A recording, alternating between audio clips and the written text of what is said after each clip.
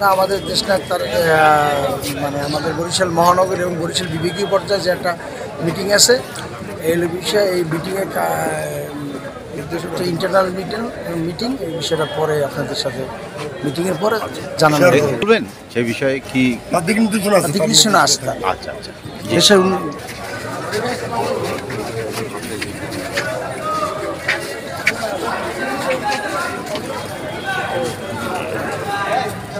আসছি আমাদের শ্রদ্ধেয় নেতা ভারপ্রাপ্ত চেয়ারম্যান আজকে বরিশাল জেলা মহানগরের নিয়ে স্কাইপিতে আমাদের উদ্দেশ্যে তার দিক নির্দেশনা দেবে শোনার জন্য।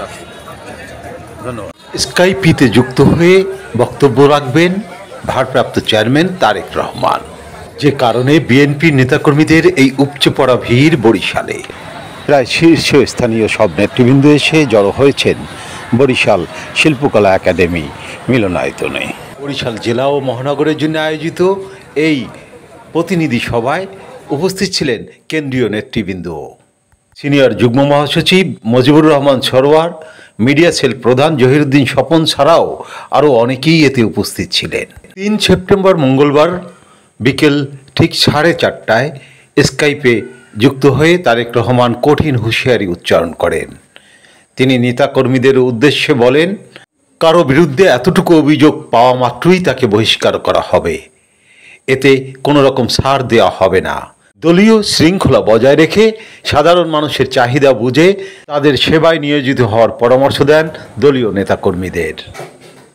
সভায় সাংবাদিকদের প্রবেশাধিকার ছিল নিষিদ্ধ, যে কারণে সভা শেষে যুবদলের ভারপ্রাপ্ত সাধারণ সম্পাদক মাজহারুল ইসলাম জাহান জানান, শিল্পকলা একাডেমি বরিশাল শিল্প একাডেমিতে অনুষ্ঠিত হয়েছে।